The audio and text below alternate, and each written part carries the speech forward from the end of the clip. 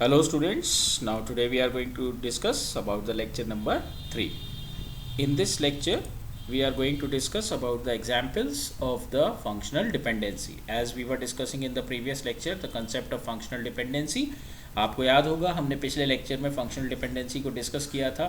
Functional dependency एक formal form है, formal way है, फॉर्मल तरीका है जिससे कि हम अपने रिलेशनल डेटाबेस स्कीमा को गुड डिज़ाइन या बैड डिज़ाइन में क्लासिफाई कर सकते हैं. लेकिन जब हम फंक्शनल डिपेंडेंसी की बात करते हैं तो ये फॉर्मल मेथड है. फॉर्मल मेथड क्यों है? क्योंकि इसी से हमें कंफर्म पता चलता है कि हमारे पास जो भी के फंक्शनल डिपेंडेंसी हमारे पास जो भी मेथड है वो सही है या गलत है. तो कहने की बात ये फंक्शनल डिपेंडेंसी हम फॉर्मली चेक करते हैं अपने डिज़ाइन को. तो अब मान लीजिए हमारे पास एक एग्जाम्पल है. इस एग्जाम्पल में आप देख सकते हैं कि हमारे पास टीच रिलेशन गिवन है जिसमें कि फंक्शनल डिपेंडेंसी हमारे पास क्या है, टेक्स्ट कोर्स में एग्जिस्ट. इसका मतलब जब हम टेक्स्ट को कोर्स से रिलेट करते हैं, टेक्स्ट इज डिपेंडेंट या text is determining the course, then functional dependency हमें मिल सकती है. जबकि अगर हम teacher is deriving the course और teacher is related with the text और course is related with the text, तब हमारे को फंक्शनल डिपेंडेंसी नहीं मिल रही है. तो कहने की बात क्या है, हमारे पास टीच एक रिलेशन है. टीचर इसमें हमारे पास ये कॉलम्स हैं, आप चेक कर सकते हैं कि अगर teacher is related with the course check करें सबसे पहले वाली बात, तो इसमें स्मिथ हमारे पास T1 T2 है टपल्स, जबकि यहाँ पे ये T1 T2 नहीं मैच कर रहा है. कहाँ मैच कर रहा है? T1 और T4 में. इसका मतलब ये जो है फंक्शनल डिपेंडेंसी नहीं मिलेगी. अब हम टीचर को टेक्स्ट से देखें तो यहाँ पे भी यही है. टीचर और टेक्स्ट हमारे पास जो हैं, टीचर और टेक्स्ट में यहाँ पे कुछ भी मैच नहीं कर रहा है. जब हम कोर्स और टेक्स्ट देखते हैं तो यहाँ पे भी यही दिक्कत है कि कोर्स जो है टेक्स्ट से रिलेटेड होगा. अगर प्रैक्टिकल बात करें तो सब्जेक्ट जो है टेक्स्ट से रिलेटेड होगा. तो डेटा स्ट्रक्चर हॉरोज और डेटा स्ट्रक्चर बेल्ट्राम हमारे पास है, लेकिन डेटा स्ट्रक्चर T1 और T4 हमारे पास मैच नहीं कर रहे हैं. अब हम कोर्स और टेक्स्ट की बात करें तो कोर्स और टेक्स्ट में भी यही दिक्कत है. लेकिन जब हम टेक्स्ट और कोर्स की बात करते हैं, ठीक है, तो टेक्स्ट और कोर्स में क्या है, टेक्स्ट में हमारे पास अब ये हमारे पास x हो जाएगा और ये हमारे पास y हो जाएगा. तो x ने निकाला है y को, तो इसका मतलब क्या है, Bertram is related with data structure. अगर देखें मार्ट्रेट is this however is related to the data structure. तो कहने की बात क्या है, टेक्स्ट जो है डेटा स्ट्रक्चर को डिफाइन कर रहा है, होरेट्स जो है डेटा स्ट्रक्चर को डिफाइन कर रहा है, क्योंकि टीचर से सब्जेक्ट होता है और सब्जेक्ट से टेक्स्ट होता है. तो इसका मतलब क्या है कि इसमें हमें मिल सकता है टेक्स्ट से कोर्स में कंटेंट फंक्शनल डिपेंडेंसी, लेकिन इस वाले बाकियों में हमारे पास ये रूल्ड आउट हो रहा है. तो फंक्शनल डिपेंडेंसी हमें यही बताता है कि किस तरीके से हम उसे देखते हैं और किस तरीके से हमारे पास वो डिफाइन किया जाता है. अब अगर हम एक रिलेशन एग्जाम्पल और से देखें फंक्शनल डिपेंडेंसी क्या होती है, तो हमारे पास रिलेशन है. इस रिलेशन के अंदर हमारे पास 4 कॉलम्स हैं और ये हमारे पास टपल्स हैं. अगर हम इनमें फंक्शनल रिलेशन देखें तो हमारे पास कुछ फंक्शनल डिपेंडेंसी मिल सकती हैं. जैसे कि अगर मैं देखूं तो मेरे पास A1 से B में नहीं मिल रही है, ठीक है, A1 is not related with the B, ठीक है, ये फंक्शनल डिपेंडेंसी मुझे नहीं मिल रही है. B1 से देखूं तो मेरे पास B is related to C, ये मुझे फंक्शनल डिपेंडेंसी मिल रही है क्योंकि सारे टपल्स बराबर आ रहे हैं. इसी तरीके से अगर आप C और D को देखें या B को D से देखें तो B को D से में भी नहीं मिल रही है, जबकि C और D में देखें तो C और D में भी नहीं मिल रही है. तो मिल कहाँ रही है, सिर्फ B टेंड टू C में.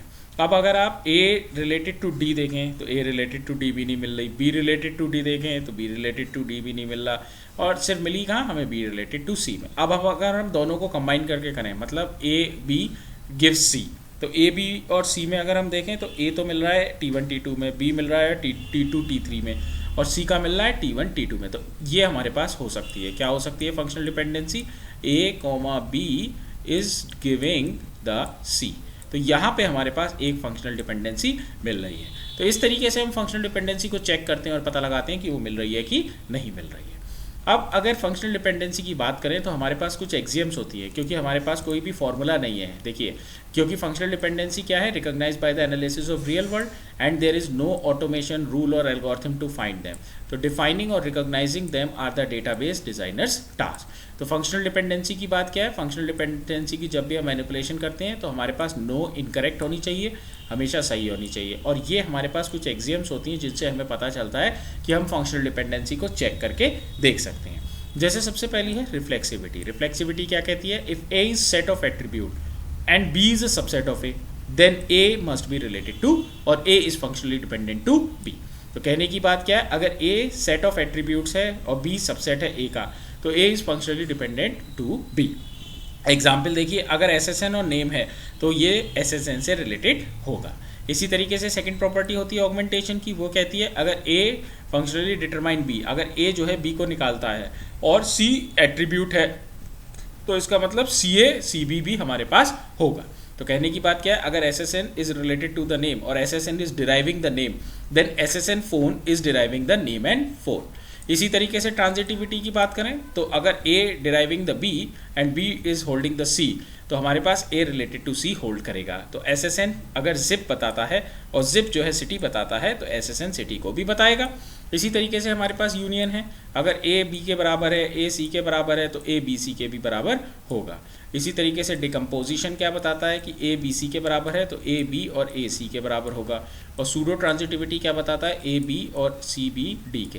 तो इसका मतलब इस तरीके से हम चेक करके इन प्रॉपर्टीज़ के थ्रू फंक्शनल डिपेंडेंसी को कुछ हद तक निकालने की कोशिश करते हैं। तो ये एग्जियम्स बहुत ही इंपॉर्टेंट हैं और ये एग्जियम्स ही हमें बताती हैं कि हम इनसे चेक करके एग्जाम्पल के थ्रू, मतलब जो भी एग्जाम्पल्स हैं उनमें इनको लगा के देख सकते हैं कि क्या फंक्शनल डिपेंडेंसी जनरेट हो रही है या नहीं हो रही है। इसी तरीके से सेकंड मेथड हमारे पास फॉर्मल मेथड जो होता है वो नॉर्मल फॉर्म्स का होता है। नॉर्मल फॉर्म्स, सबसे पहली बात नॉर्मलाइजेशन क्या होता है, फिर प्रैक्टिकल यूज़ क्या होता है नॉर्मल फॉर्म्स का, फिर डेफिनेशन क्या होती है की और एट्रीब्यूट की, फिर ये कितने टाइप्स के होते हैं, ये सब हम इस नॉर्मल फॉर्म के अंदर देखते हैं। नॉर्मल फॉर्म हमेशा ही प्राइमरी की के बेसिस पर डिफाइन होती हैं। तो second approach, second method, second technique जो होती है डिज़ाइन को गुड चेक करने के लिए फॉर्मली, उसमें हमारे पास नॉर्मलाइजेशन आता है। पहला अप्रोच थी फंक्शनल डिपेंडेंसी की और दूसरी है नॉर्मलाइजेशन की।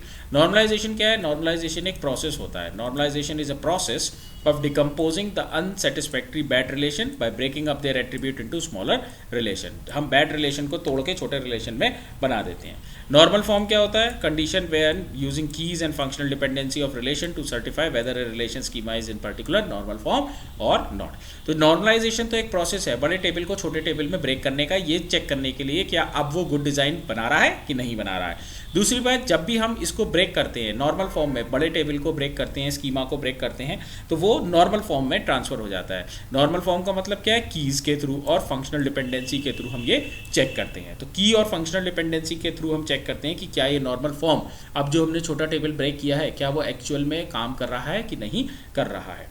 हमारे पास नॉर्मल फॉर्म कई तरीके की होती हैं, जैसे 2NF, 3NF, PCNF, और ये सब की और फंक्शनल डिपेंडेंसी के बेसिस पर डिटरमाइन करी जाती हैं। तो इनको निकालने का हम कैसे कह सकते हैं कि ये 2NF में या 3NF में या PCNF में, जब हम इनकी की और फंक्शनल डिपेंडेंसी निकालेंगे तभी हमें पता चलेगा कि ये कौन सी नॉर्मल फॉर्म के अंदर मौजूद हैं।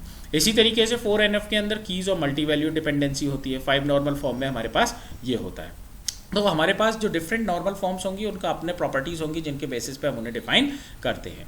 अब बात आती है practical use of normal form. तो practical use of normal form हमारे पास क्या होती है, प्रैक्टिकल यूज़ यही होता है नॉर्मल फॉर्म का कि नॉर्मलाइजेशन इसीलिए करा जाता है जिससे कि हाई क्वालिटी का और गुड डिज़ाइन हमारे को मिल जाए। दूसरी बात, प्रैक्टिकल यूटिलिटी नॉर्मल फॉर्म्स की क्या होती है, वो यही होती है कि इसको समझना बड़ा मुश्किल है और डिटेक्ट करना, क्योंकि अगर नॉर्मल फॉर्म आपके पास क्वेश्चनेबल है, नॉर्मल फॉर्म में भी आपको क्लैरिटी नहीं मिल रही है, नॉर्मल फॉर्म भी अगर कुछ नहीं बता पा रही है, तो इसका मतलब उस डिज़ाइन को समझना बहुत ही टिपिकल काम है। तो इसीलिए डेटाबेस डिज़ाइनर क्या करते हैं, नॉर्मल फॉर्म्स के थ्रू ये पता लगाते हैं कि ये डिज़ाइन गुड है कि बैड है। अगर ये गुड है तो इसका मतलब ये नॉर्मल फॉर्म में ब्रेक होगा। ब्रेक कहाँ तक होगा, first normal form, second normal form या थर्ड नॉर्मल फॉर्म, फोर्थ, किसी भी नॉर्मल फॉर्म में जाएगा। तो हम ज़्यादातर थर्ड नॉर्मल फॉर्म तक ही बात करते हैं जिससे कि हमें पता चल जाए कि ये कौन सी नॉर्मल फॉर्म है। डीनॉर्मलाइजेशन क्या होता है, process of storing the join of higher normal form from relations as base relation, ये हमारे पास नॉर्मल फॉर्म कहलाता है। अब बात आती है की क्या कहलाता है, हमारे पास कीज और एट्रीब्यूट्स क्या है, सुपर की ऑफ रिलेशन क्या होता है। देखिए हमने कहा कि की के बेसिस पे और फंक्शनल डिपेंडेंसी के बेसिस पे हम चेक करते हैं कि क्या नॉर्मलाइजेशन हो सकता है, क्या नॉर्मल फॉर्म में डिवाइड हो सकता है, पता लगाया जा सकता है। तो सबसे पहले हमारे पास क्या होता है, सुपर की होता है। सुपर की क्या होता है, किसी भी रिलेशन स्कीमा के अंदर अगर हमारे पास कुछ सेट ऑफ एट्रीब्यूट्स होंगे, हमारे पास कोई रिलेशन स्कीमा है और उसके अंदर सेट ऑफ एट्रीब्यूट्स हैं और S जो है उसका सबसेट है, तो हम कह सकते हैं कि no two tuples T1 and T2 in any legal relation state will have T1S is equal to T2S। तो ये हमारी सुपर की कंडीशन होती है। कहने की बात क्या है, अगर R से S बना है तो जितने भी S के अंदर टपल्स हैं, R के अंदर जो भी टपल्स हैं वो दोनों tuples, properties that no two tuples in any legal, हमारे पास कभी भी दो टपल्स T1 और T2 बराबर नहीं होने चाहिए S के अंदर, T1 और T2 की वैल्यू बराबर S के अंदर नहीं होनी चाहिए। अब जब हम की बात करते हैं तो की क्या है, की इज़ अ सुपर की। सुपर की मतलब एक एडिटिव प्रॉपर्टी होती है जिसके बेसिस पे हम उसको चेक करते हैं। तो की कभी भी सुपर की कब बनेगी, कोई भी की है आप उसे सुपर की कब कह सकते हैं, जब आप उसमें से एक एट्रीब्यूट को रिमूव कर दें जो कि सुपर की नहीं बन रहा है, तब ये हमारे पास बनता है। तो इसी तरीके से अब आप जानते हैं हमारे पास बहुत सारी कीज़ होती हैं, कैंडिडेट कीज़ होती हैं बहुत सारी। अब उसमें से जब बहुत सारी कीज़ होती हैं तो हम किसी एक की को प्राइमरी की कह देते हैं और बाकी सब हमारी सेकेंडरी कीज़ कहलाती हैं। तो इसी तरीके से हमारे पास प्राइमरी की और सेकेंडरी की का डिफरेंस होता है। प्राइम एट्रीब्यूट क्या होता है, prime attribute must be a member of some candidate key, non prime attribute is not a prime attribute. तो ये हमारे पास कीज़ के बारे में हमने देखा था। तो विद दिस हमारे पास लेक्चर नंबर 3 आज यहीं पर हम छोड़ रहे हैं। आगे के लेक्चर्स में हम आगे की कंडीशंस को और चेक करेंगे। Okay, thank you.